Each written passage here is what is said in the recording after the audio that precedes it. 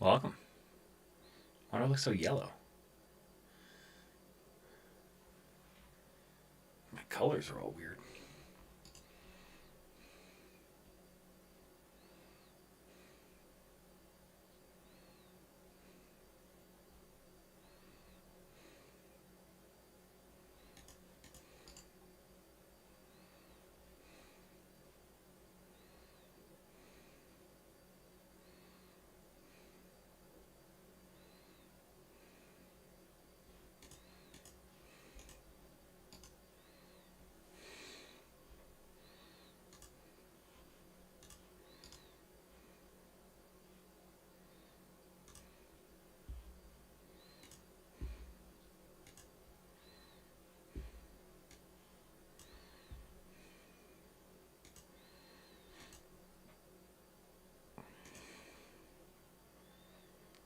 Why? I don't know why my image is so yellow, but welcome to the stream, whoever's here. I am still just getting things set up.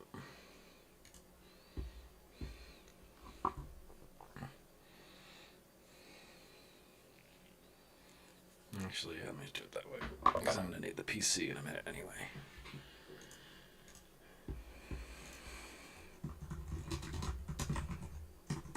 I have no idea why I'm coming through yellow. I basically look like I have jaundice. This is horrifying. Did anyone else see this? I don't know why I'm coming through so yellow, and I have no idea how to fix the lighting during a video. I know how to fix the lighting in post, no problem. During, no clue. Alright, let me at least see if my stream is coming through. With audio and such. I don't know why my bitrate is so high. Cool. Audio's working. Now let's see if the Twitch link is working, because I don't think it is, because the bitrate's probably too high.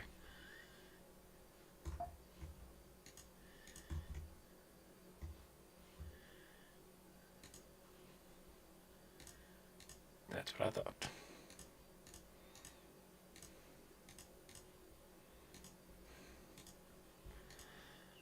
Okay. Well, I guess we're not on Twitch tonight then, which is totally fine with me.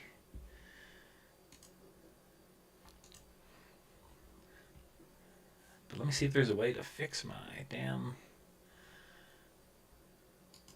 image.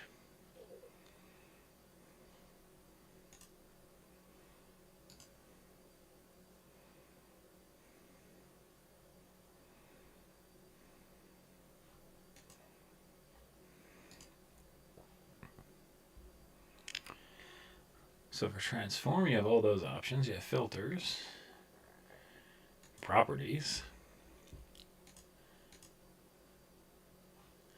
I have no earthly idea why my screen is so damn yellow right now. Especially because my... Oh, okay. That definitely helps. Although now I'm glowing, but that's kind of cool. I can dig that. Alright, now while that's happening, start taking notes on this movie. I just saw it. It was awesome. Like every movie, it had its flaws. Or like any movie, I should say. But for the Scream franchise, damn good entry. And yeah, it's Scream 7, because I'm going to make a nice little video tomorrow talking about it.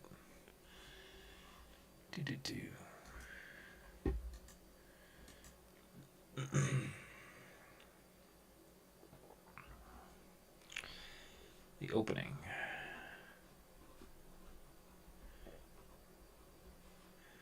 The girlfriend was badass.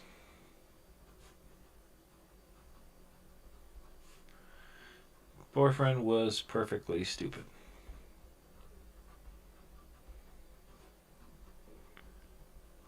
He was like any fanboy, and it was great. He was like any fanboy.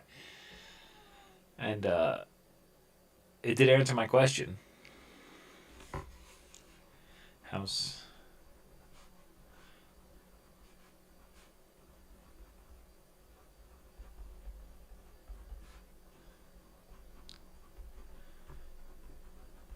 Still not sure if the house was a recreation or not. I couldn't tell if that was the real house. It seemed like it was, but I honestly don't know. So that's one of those that's going to be in our minds, I guess, until the next sequel. It seemed so far out in the middle of nowhere. Like, I know Stu's house in the original was far out, but they made it seem like this thing was way out in the countryside. So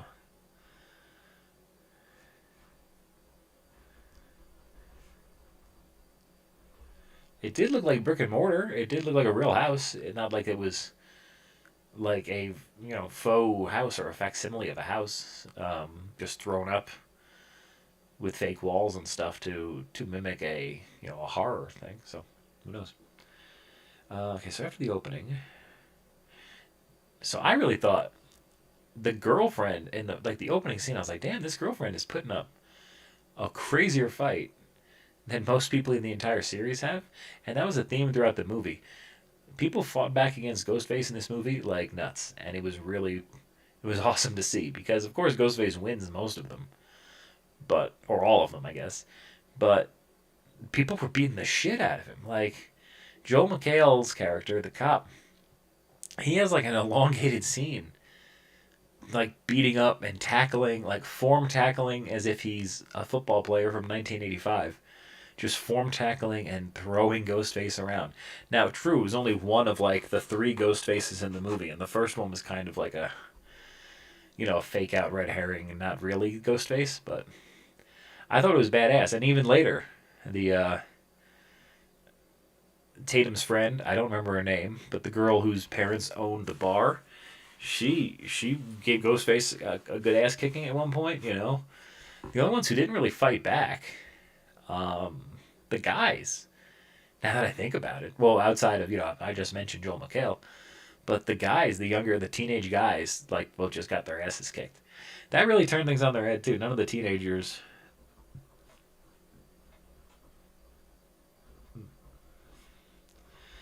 were the villain. I remember leading into it, everyone was talking about the flannel.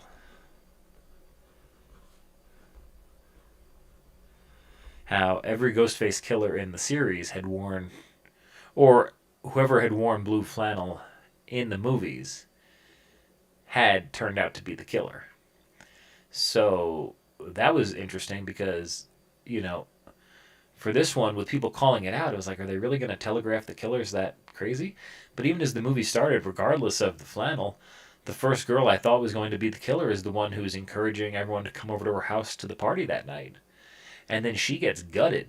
Like, there was no fake out deaths here. There was no like halvesy deaths. It was like, it was full on. So I give him credit for that. Yeah, the gutting was crazy.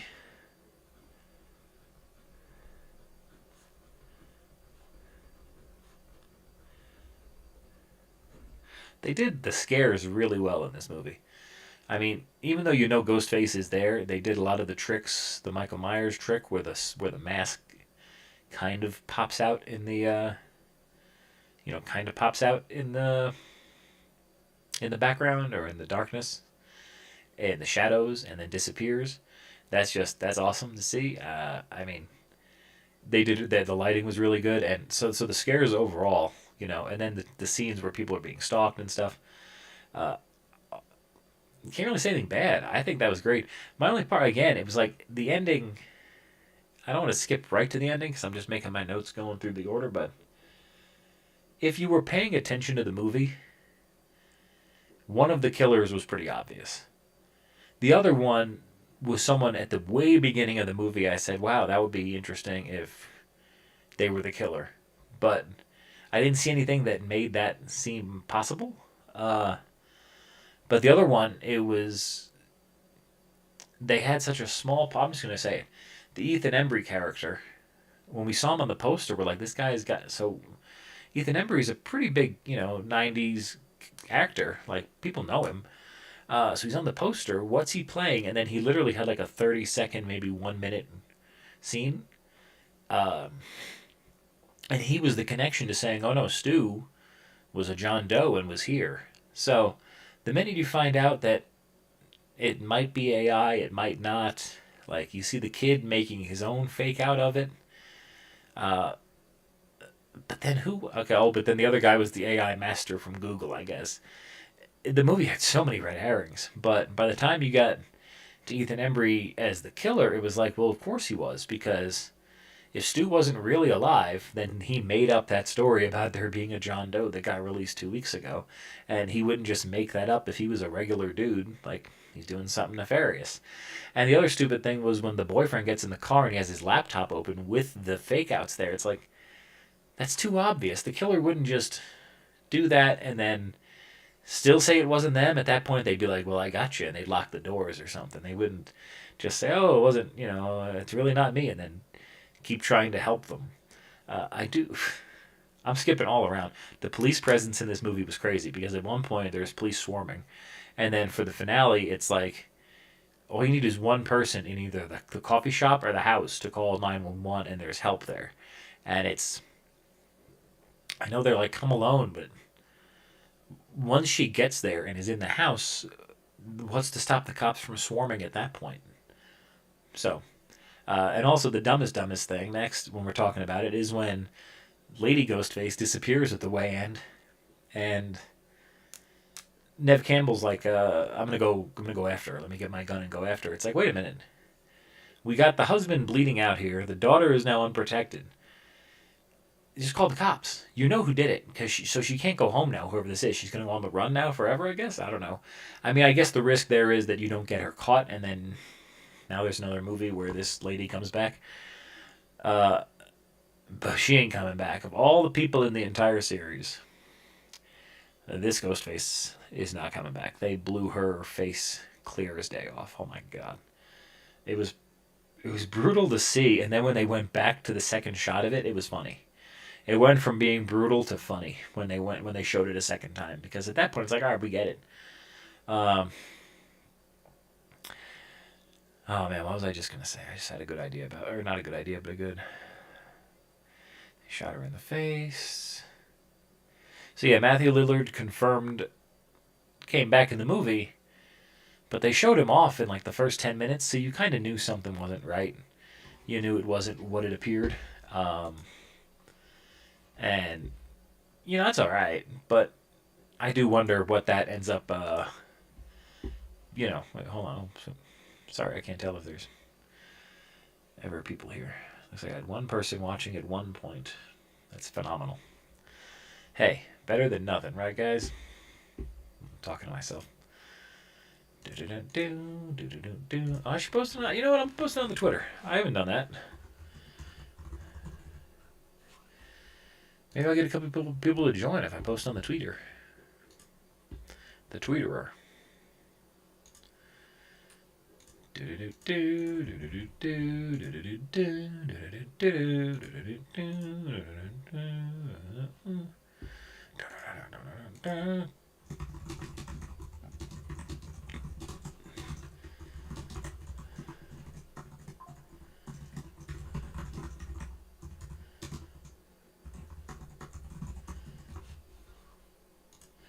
We're at the shot. Anyone going to join? Let's see.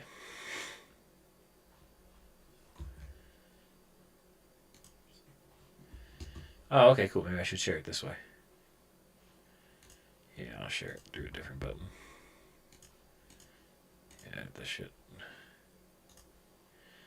Oh, never mind. We're good.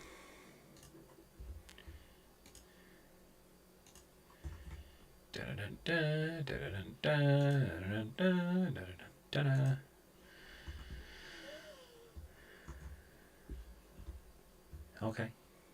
All right. How you doing? Oh. Is my audio actually coming through normal, or is it being echoey? Let's see that. I didn't even check that. Kind of pops out in the, So it looks like I'm still kind of echoing. In the background or in the darkness, and the shadows, and it disappears. Why would I be echoing? Is my camera? Ooh. The lighting was really good, and so the scares overall, and then the scenes where people are being stalked and stuff. So now I've. I can't really say anything bad. cut my mic into two. Now is that better? Testing, testing. I have fixed. I fixed a setting. I'm new to this streaming thing and I suck. But anyway, yeah, I've been skipping around. All right, so look at that. No more echo. Awesome. Anyway, okay, cool. Back to the movie. So where was I? Did anyone see it? I see like I have one person in the chat. Did you see the movie? What'd you think? Um, you know how lame that is to be like, oh, I have one person here. Let's talk about it. But I had a good time. It was a fucking sweet movie. Um, I think that's the problem you run into when you want to have a surprise killer at the end. It's going to either be like soap. It's going to be super obvious, like it was with Amber or Charlie in one of the earlier ones, or it's going to be something where it's a total surprise, where they don't show the person at all, kind of like a rehash of Mickey, um, or even worse. I can't actually. Mickey's probably the best example of a killer who kind of was there and then disappeared for most of the movie. This one, you get about a minute of the Ethan Embry thing, and what's up, Chris? Welcome to the stream.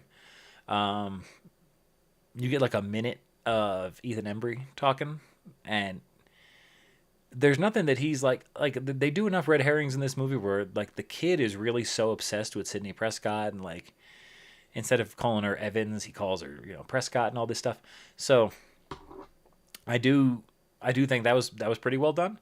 Uh, oh well, as long as you don't mind me talking about the movie, I am spoiling it, so I've been all over the place talking about it, but as long as you don't mind that, and I'm sorry to hear you're broke, but yeah, I made sure I don't go to the movies that often, but I saved up. I had to see this because the same thing as the last couple ones. You don't want to hear about this on the internet. Um, yeah, no, there was technically three killers actually in this movie, uh, because there was one at the beginning ish that was a fake out. It was an insane asylum patient that was, I guess, convinced to go do it. It was part of the whole Stu Macher fake out because they do bring Stu back, but it's AI. It's a little janky. It's kind of cool seeing Stu back, but it brings up a lot of questions for me as a nerd because it's like, why did like I understand that people would know about how Stu acted, I guess, from Stab in universe. They would know it from Stab how he acted. But why would they know all of his little intricacies and all the little things he said as he was taunting Sydney? Because Sydney was the only one there that witnessed them. So did she really go and tell Gail, like, okay, this is the way he laughed at me here, and this is the way that he did this? Like, I don't think Sydney was sitting down with Gail after the fact to go through the machinations of how each killer taunted her. So the scene at the end where all the killers are like in AI and they're using quotes from when they were alive, like it's a pretty cool scene. They have Laurie Metcalf, Mrs. Loomis, and then you have Roman, and you have Billy, and you have Dewey comes back, and but they're all AI pictures of them, and it's like they're saying things that nobody would know except Sydney. So unless Sydney had a hand in creating the AI, it makes no sense. And I know it's a movie. Who gives a shit? But yeah, basically, the mastermind. I don't know what. There is no real mastermind. I guess. Basically, Sydney's neighbor is this crazy woman, and she has a son that's like a super horror, true crime freak, and so a lot of attention's to him. But it turns out the mother's the crazy one. Like the mother got inspired by Sydney's book about how to take control of her life or live out of the shadows or whatever the book was in Scream 4 that Sydney was talking about, and the mother took that message and like bastardized it and turned it into I need to kill my husband to get my own freedom. So I think the sequence of events goes is she kills her husband, gets away with it, then goes to an insane asylum, but one that's near Sidney Prescott, even though Sidney Prescott was in hiding. I don't know. There's a lot of suspension of disbelief. It's almost getting to the levels of a cop faking a dead body and stuff, and having a murderer son that other cops don't ask about, like in Scream 6. But I guess once she's at the insane asylum, she becomes friends with the Ethan Embry character, who is an orderly there, but he was formerly a Google AI scientist or something. So I don't know how you go from A to B, but they I guess become BFF. So, and I guess they corrupt one of the inmates, and basically, because it's an insane asylum, so they can do, they can corrupt people pretty easily. I guess I've never tried it, but they have this guy, and he becomes convinced to go kill Sydney or the family or the daughter or all of them. And it's a pretty cool scene because the cops sweep the house. The house is seemingly safe. So the family's going to go in there, get go bags, and get out. And Ghostface is hiding in the attic, which, again, I got to give them credit. A lot of movies nowadays are following this trend where if they're going to show scenes in the trailer, they're going to get them out of the way in the movie early so that you're not getting any climactic scene in the trailer. You're not getting any super huge reveal. All the big surprise moments and stuff from the trailer were either not fully shown or were cut back like that. So that's pretty nice, or were fleshed out. For instance, in the beginning, where the boyfriend and girlfriend go to the Mocker house to have their bed and breakfast, experience among a murder scene.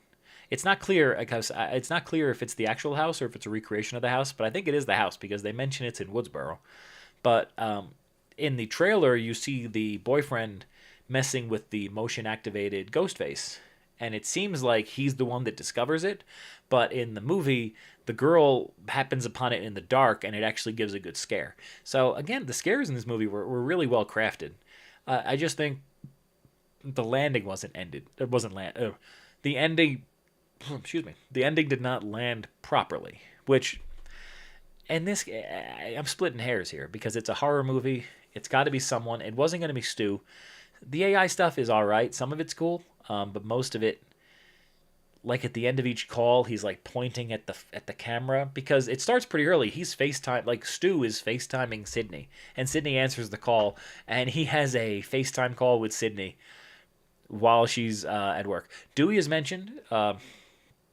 Dewey is definitely mentioned. Yeah, basically, when they're trying to draw Stu or whoever Ghostface is out of hiding, the only way they can contact them is through Sydney's phone, and they're going to try to trace him through Sydney's phone. And this is when they're still believing that, oh man, maybe Stu survived. So they're trying to draw him out. So Sydney's like, hey, we're going to do that thing that we always talked about. I'm going to give you that. I'm going to give you that interview, Gail, that you've wanted. So they get an interview. They're putting it on, on TV, and Gail starts pounding questions about Sydney's daughter, about Tatum, her old friend Tatum Riley that died. And then as soon as Sydney has her breakdown and like walks off camera, then she brings up Dewey and is like, that's, it's a low blow and stuff. Other than that, Dewey is seen. He's one of the AIs, but they make him look ridiculous. They have his hair all frumped down. His mustache is prominent. I don't know if they got him on an off day. I don't know if makeup wasn't there. I don't know if they wanted him to look like that. You figure they would recreate Dewey to look like how he looked in the movies. But whatever. And then as far as the other cameos at the end, the AI cameos, besides Stu Macher, you had Mrs. Loomis and you had Roman Bridger. And I think that was it. I don't think anybody from Scream 4 or 5 or 6. The Carpenter sisters, I believe they're mentioned offhand. I feel like they mention New York a lot, and they basically allude to like Sydney should have gone to New York, and she felt bad that she didn't go to New York to help Gail and to help everyone else. So that's something that is actually brought up more than once, which is kind of weird. I don't know why Sydney. I mean, I get it that she wanted to go. Yes, they're in on it. They're all in on it, but basically, the first Ghostface is an idiot, and he seems to be a competent killer because he killed other people. That's why he was in the insane asylum. But he's killed pretty early. Like, it's actually a great scene. They're all fighting. Joel McHale's fighting him, and then an SUV just crushes him, like going really fast. And then you see that that's Gail and Mindy and Chad. So the first Ghostface is dead, and everyone's kind of like, okay, that's it, everyone's good now. And then you realize that there's another Ghostface, and then by the end you actually see the two of them when they're hunting Tatum in the coffee shop. So there's three total, but one of them was clearly just used as a patsy, as a fall guy, as a distraction. I don't know. is a former murderer, and they set him up for it to increase their shit. So, that's pretty cool. Uh, I I was surprised by that. I thought that was, again, it was they did some interesting stuff. The opening to this movie, we all knew it was going to be the couple in the house, and I thought it was a pretty cool opening. Like I said, the girl put up a hell of a fight, and the kill of the guy, they put the knife through his temple, and then as it's going into his head, his eye starts like turning. It was fucking gnarly. Like this movie really went for it on some of those kills. The friend group all dies. None of the friend group survives from poor Tatum. All of her friends, all of her four friends are dead. Her boyfriend, her two girlfriends, one of their, yeah, like all dead. So that's just pretty interesting. Usually in these movies they do have some teenagers doing the killing, but no, and it wasn't machinations of Stu in the background. It was just these two adults, which actually helps because as I've complained about before, when you see Ghostface walking around and they're 6 feet tall and they're lifting people, like at one point Ghostface lifts a human male, like an 18-year-old kid, by his head and puts him on like a beer tap, but it's a spike. The beer tap is like it's like dangerous. I don't know why they would have it at a bar, but he puts it on the spike, and then of course that moves forward and the beer starts coming through with blood. It's a little too Friday the 13th, that one. But again, it's some gruesome shit up to the silly part. And then there's another girl in that scene. She falls onto some broken glass and it goes right through her neck. And then Ghostface seemingly jumps off of the bar onto her head to just like really drive it home. Which, whoa. Yeah, I got to give it credit.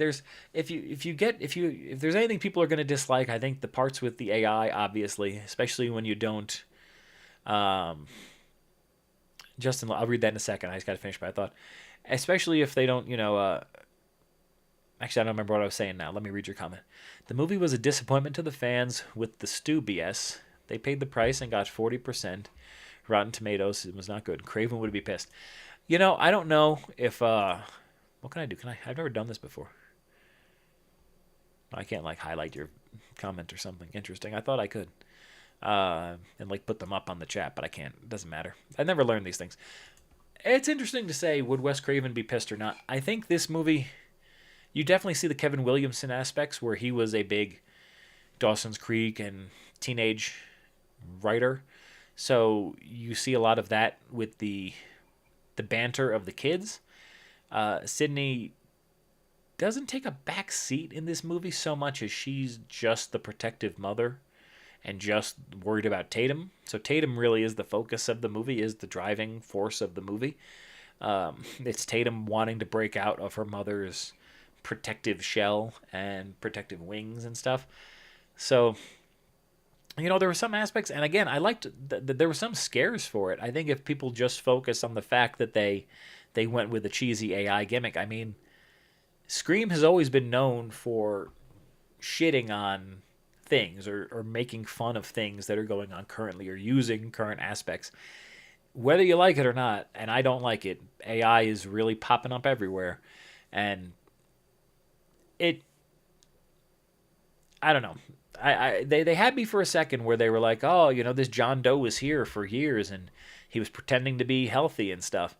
So I liked that idea. Here, they should have stuck with what Wes wanted in Scream 3's script. He had to cut it. Oh yeah, I know. I did a whole video on it. Please watch my channel. The idea that Stu was in an insane asylum and was controlling killers from outside of it is interesting. Or is in jail or something. I had said going into this, if it's feasible that if Stu survived, people wouldn't know because they wouldn't have a famous killer and just let him keep his name and put him in jail and be like, okay, you hang out and have fun. Like they would probably give him a different name. They would, lock him away separate. So it didn't seem impossible to me that there was a way that he could influence things from jail with cryptic messages, some kind of people that admire him. Nowadays, people are so into true crime. It's like when that Jeffrey Dahmer movie came out a couple years ago, people were just like cosplaying as Jeffrey Dahmer. They're like, oh, people were looking for the good in Jeffrey Dahmer and stuff. Like, people are always looking for the good in in evil people. So I think unfortunately he would have had fans, and he would have had people that wanted to follow in his footsteps. I don't, when it comes down to it, the killers they did have. I mean, it's tough to say if Sydney or Tatum were the target or both. Um, it seems that, I mean, if Tatum was the target, they probably would have killed her because they caught her at one point. So they probably wanted to either kill them both or the real target was Sydney. Um, Again, I don't understand the end game because the next door neighbor, whose name they didn't even really go into. I mean, they definitely mentioned it in the movie, but she wasn't an important enough character. But like they don't go into why. Like she wants to kill Sydney because I actually don't know. They don't really explain why she wants to kill Sydney, and even worse, they don't explain why the guy wants to be a part of it at all. Like he was just bored at Google, so he worked at an insane asylum, and then got bored doing that. Like I don't know. Was he wooed from the woman? Like she wanted him or something? Like or it was a. Why is my shutter part closed? That's not good. No, wrong way. Wrong way. Was it? Was she having like a? I don't know. I didn't know if it was like a sexual thing. Like she was using because he was like a loser guy with like a with a comb over or balding. Maybe it was like oh she was able to use her womanly powers on him. But no, it just they don't really cover what it was, why it was. It was just she wanted to kill Sydney and or Tatum, and it was someone from her past. Did she go to school with Sydney? They didn't really cover that. Um, yeah, I didn't get that. There was something else I didn't get also. Uh, it would have been a great motive, a great reveal, a great movie, a great script, and even more successful. I mean, it depends. I don't know nowadays if because that script has been talked about so long, so people would have seen it coming. Funny you say that because there were two kids who killed and recorded it in real life. That I don't know what you're talking about. I don't know if you're talking about Columbine or something else. Hey, I enjoyed. Yeah, I enjoyed the hell of the. I enjoyed it. It's definitely worth watching if you're a Scream fan. Like I said, there's a lot of good scares. Um, Not necessarily understanding the motives of the killer doesn't ruin the movie. It's just it made more sense to me when you had killers that had some kind of skin in the game. Now it's just people who want to do something for the sake of it, which whatever. But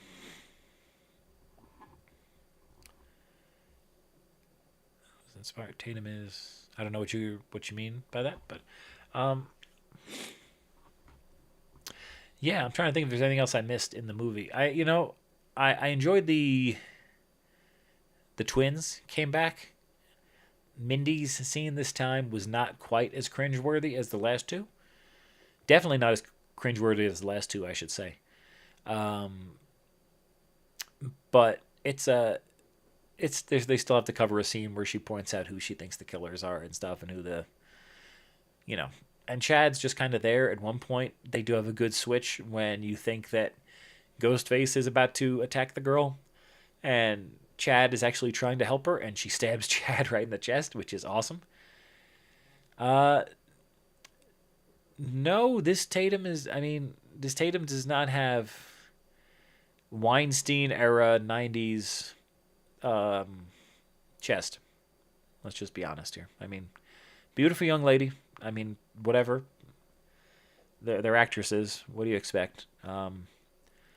Sydney aged gracefully. Sydney's still beautiful all these years later. Nev Campbell.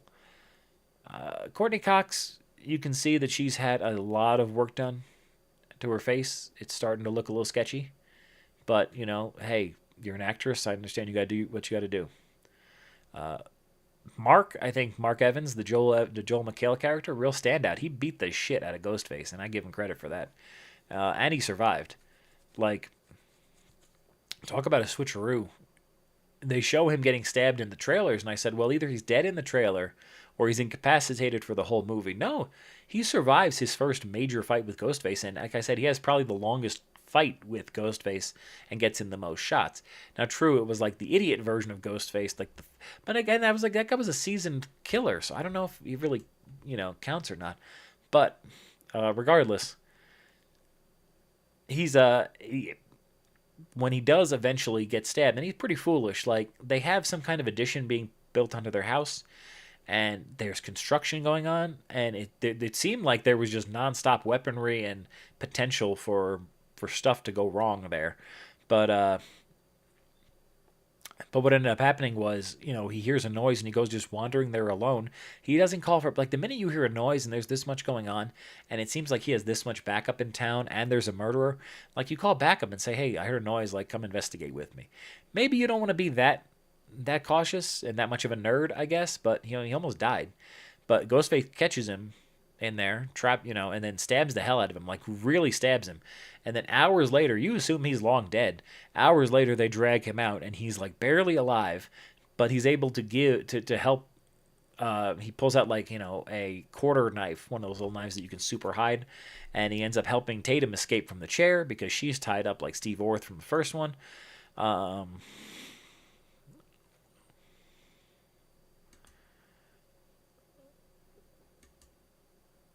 I mean, these are female actresses. I don't even know how old she is. I don't know if I feel comfortable commenting on a woman's, a woman's. Let's see how Isabel May. How old are you? She's two. Okay, so she's 26. Fair enough. Yeah, she's an attractive woman. I mean, what do you expect? These are movies, man. They're not going to put ugly women in them. Chad probably has enough scar tissue that he's not killable at this point. Much like Dewey, how Dewey's scars saved his life multiple times. I think it's definitely like Chad, because Chad in 6, he got stabbed like 40 times by two ghost faces just doing this to him, and he survived. And now this one, it's like I don't. He got stabbed by his friend.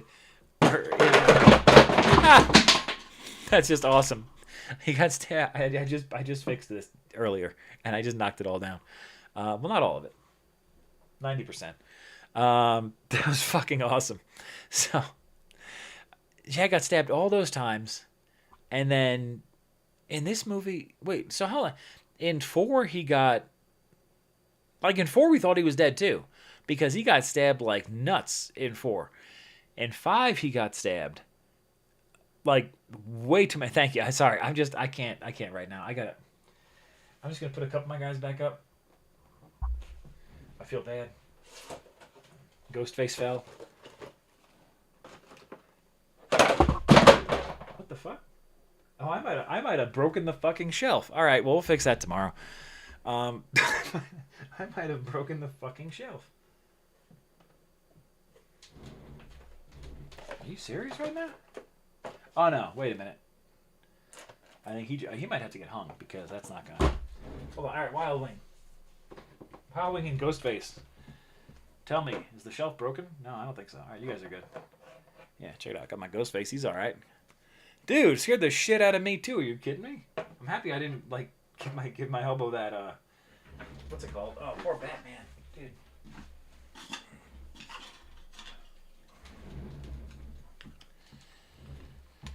Ah, man. This is actually my first time streaming talking for more than like 10 minutes. So usually I do recorded videos, or I do gaming videos. I don't just stream talking. So it's pretty awesome. And I'm glad I got that out of the way, because I was going to have a fail eventually. So anyway, Chad is super badass. As much as I didn't like him at first being the alpha. Okay, so how many people did the two ghost faces and the imbecile kill? All right, they kill the two people at the beginning, the girlfriend and the boyfriend. They kill two kids at the play. It's actually a really suspenseful scene, because it's the girl that you think might be the killer, because a lot of people were pointing out early in the shit that early in like the production stills, that a couple of Tatum's friends were wearing blue flannel, which in the past movies has indicated a killer. So they thought that the girl, and she was the girl hosting the party, which is something that Stu did. So they were like, okay, that girl's clearly the one that's going to be one of the killers. And then the first person that they're doing some kind of play at school, and she's strung up like Peter Pan or some shit, and she's flying around. Ghostface, of course, kills the guy. kills the guy at the controls, and then he's just like swinging her back and forth, this defenseless girl, and it's like it's pretty terrifying because he brings her up, then he drops her down, and then when she's swinging back and forth, he's just slashing at her, and at one point you're like, he's gonna slice her open, and it sure enough just puts that knife up and guts the girl, and it's just oof, it's rough. So that's those two. At this point, they think, or what's it called? Tatum is backstage with her headphones on and doesn't hear any of this. Sydney shows up with her gun and just starts shooting everything. And the cops in this town are totally cool with Sydney having a gun and walking around like with them. Like when they're trying to find Ghostface, she's in the house walking around like this with the cops. So that's just fucking nuts to me that they're not like, ma'am, you have to stay outside. I understand that you have personal stake in this, but you have to stay outside. So that's pretty crazy. Okay, so anyway, so that's 4 people so far. After the scene at the, I think that's when they try to go to lockdown, and that's when the fake Ghostface comes, not the fake, but the first Ghostface comes out. I don't believe he kills anyone at that juncture, so that's still 4 kills. Then we go to, I don't know who kills after that. I felt like the theater teacher was gonna get killed at one point.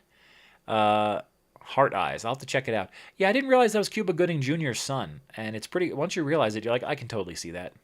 And he's a pretty good actor. I enjoy his humorous way of speaking. Like, it's not making jokes. It's just almost self-deprecating, almost like, I don't know. He has a good way of acting. So no. Sorry, I'm in the mid. Chris, I'm trying to get to it. So they kill those 4. I mean, I know they kill the rest of her group of friends. That's 3 more people there, so that's 7.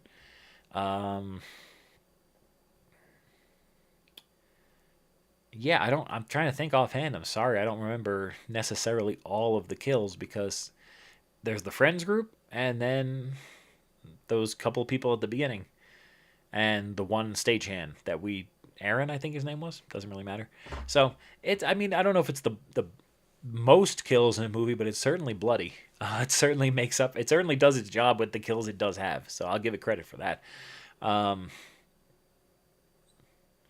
Okay, so Hard Eyes. Let me write that down because I have not actually seen that. Is that a comedy? It doesn't. I don't know what that would even be.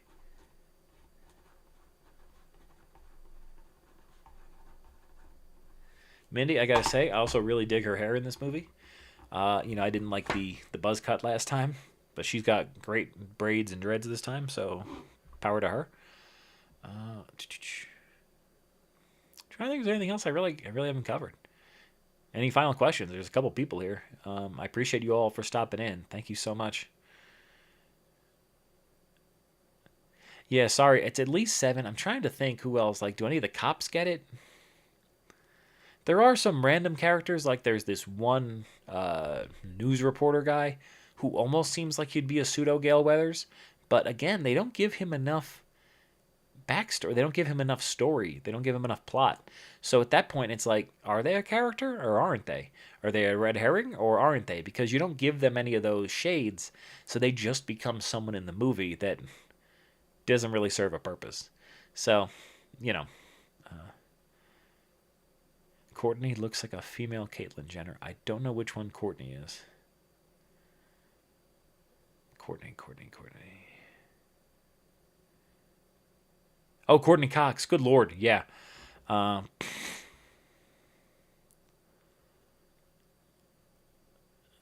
Justin might know better than me. Oh, true. Yeah, the first Go Face. Okay, so true. You can add him to the list of people that got killed, but Gale hit him with the car, um, which was actually one of the better scenes in the movie. One of the better, like not scares, but one of the better shocks in the movie. Like he's in the street and you don't know what's gonna happen next, and boom, he just gets smacked. And he's not coming back from that. At a point, I'm sitting there like they're taking a long time to unmask him, and they're kind of farting around doing other stuff, and it's like, damn, are they gonna unmask this guy and see what he is, or shoot him in the head, or do whatever they have to do? And they unmask him, and it's just the guy that was staring at. They actually did show him earlier. He gave Sydney like a menacing glance at the coffee shop she works at earlier when she served him coffee. Um, so that was whatever. Doesn't seem like she moved that far from Woodsboro. It seems like they're almost driving distance from Woodsboro. It's like, if this shit happened to you, wouldn't you move to Kansas or Switzerland or something? Just make it more difficult to find you? I don't know. Just throwing it out there. Uh, cool. Well, yeah, I don't know. Let's see. Maybe I'm just gonna chat GPT at how many people died in Scream 7. I think 10 if you count the 3 ghost faces. Oh, there you go. So in Scream, you have 11 total people have were killed.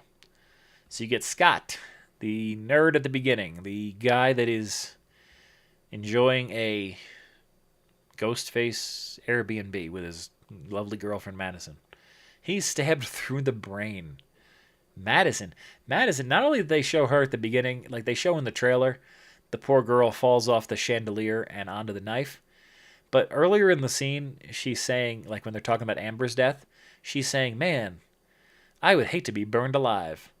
That would be the worst. And it's almost like, ooh, you shouldn't have said that because you're definitely going to get burned alive now, dude.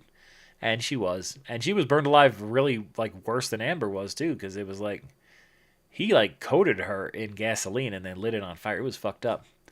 All right, so, Hannah was the girl flying in the air. Carl Gibbs was the fake, not fake, but the third ghost face. She was run over. Chloe Parker was falling on the glass. Lucas had his head impaled. Ben was repeatedly stabbed. Marco and... Well, wait. Yeah, also according to ChatGPT, it says the film's ending confirms that the killer, Jessica, was motivated by a twisted desire to continue the cycle of violence. Like, I thought that some of the earlier killers had. Yeah, no, I mean, it's tough to say Sydney's not the star because Sydney's the one everyone's there to see, but Tatum is the plot driving device of the movie. Tatum is the one that wants to break out from her mother's protective sense. Tatum is the one that, is trying to stand up on her own and prove that she's a strong survivor and not just a weak person that hides, not just, someone that needs other people to protect her. So, it depends what you're going looking for. I mean, it's time for Sydney and Gail and them to hand off these movies. Do I think Tatum should now be hunted for a million movies? Probably not. I would have really liked.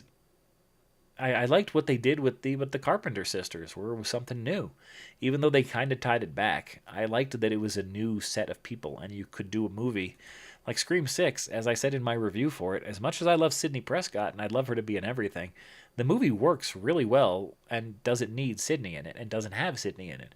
So it shows that the series can progress past Sidney Prescott and the original grouping of things. So will it continue that way? Who knows? I don't know. Is there going to be a Scream 8? If there's a Scream 8, it seems at that point it's getting a little silly to have Sydney and Gail, return, and the Meeks twins, and all this type of stuff. Chad and or Mindy or both could be a focus of the next movie because they have been getting themselves involved with this stuff for 3 movies in a row now, and they keep surviving.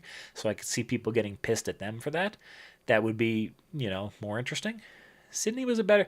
I mean, overall in the series, Sydney is a better star. But I think in the past 2 movies, Jenna Ortega did a. In 5 and 6, Jenna Ortega was the star. I mean, her acting was just like a 10. You always felt the terror in her eyes, or when she was angry or something. Like, I really thought she did a great job. Same thing with Sam. Sam wasn't that bad. Scream 8's in production. Again, it's like, I don't know what they're going to come up with this time. I'll watch it. I'll be there opening night. And we'll be here talking about it again. So please subscribe to the channel if you're not already so we can talk about it. But, yeah, it's just one of those things. Like, I don't know where they go from here. I thought this was a great movie. And, you could easily, you now at least have a family unit you could bring back. You have Mark.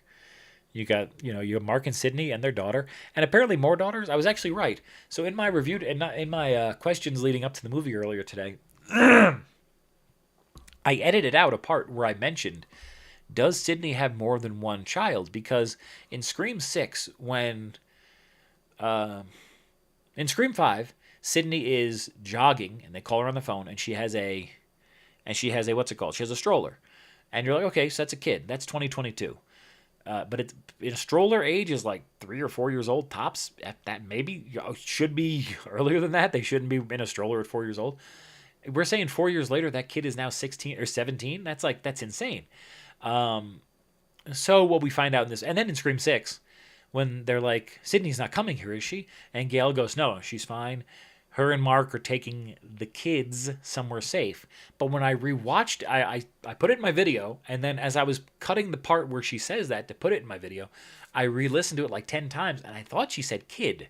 And I'm like, oh shit, have I misthought this entire time, and it really is just one kid? And then sure enough, we get to the fucking movie tonight, and in it, it's like a side note that she has more kids, but they were sent to stay with like the grandparents or something.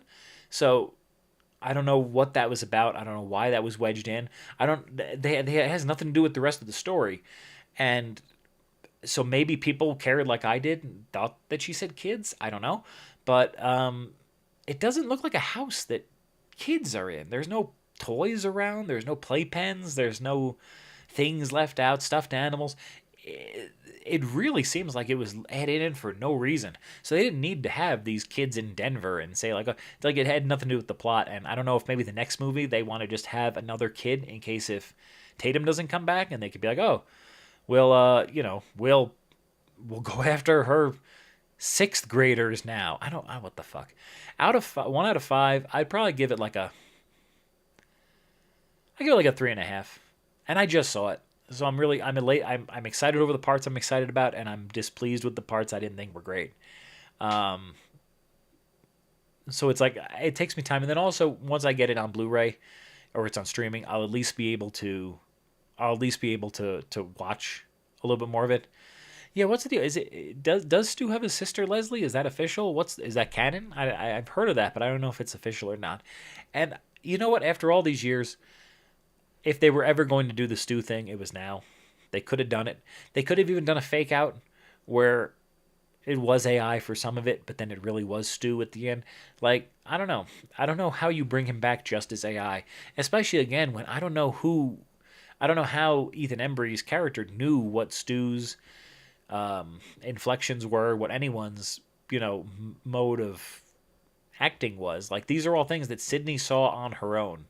So, and she probably didn't go tell Gail or the stab directors how these people acted. So, yeah, I'll have to do some research into Leslie. I'm not familiar with her. I'm going to look at the notes there. So.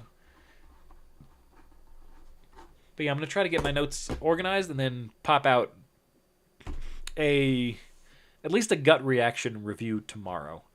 I was trying to think because I just did a ranking of where I would put this in the series, and it's like it's right in the middle. I don't think it's worse than Scream 3 or Scream 4, for example. Mike's I kind of like Scream 4 lately. I don't think it's worse than Scream 3, I guess I got to say. I do get a lot. Yeah, the kills were the kills were pretty awesome. I remember Scream 4 just had a lot of perfunctory kills. There weren't that many scares to them. 5 and 6 had more terror than scares, like more holy shit than more clutching your seat. So I don't know. I really got to sleep on this and think about this for a bit. But cool. I appreciate everyone, dude. I actually had people in the chat tonight talking. I really appreciate that. I'm a small channel. I got lucky with some subscribers at one point, but I didn't have people watching my videos and stuff. So even though I have like a lot of subscribers, I'm not monetized. So I'm just trying to do my thing and get monetized. And I love talking about this stuff. So I appreciate people actually watching my videos and being here. So I hope you all have a great rest of your late Thursday, early Friday, depending where you are. And I will have my Scream 7 review up tomorrow, probably around 3 p.m. Eastern. I usually try to get them out mid-afternoon. So does this one mention whatever happened to Sam and Tara? No, it does not. I think they just got to walk off into the sunset at the end of the movie last time.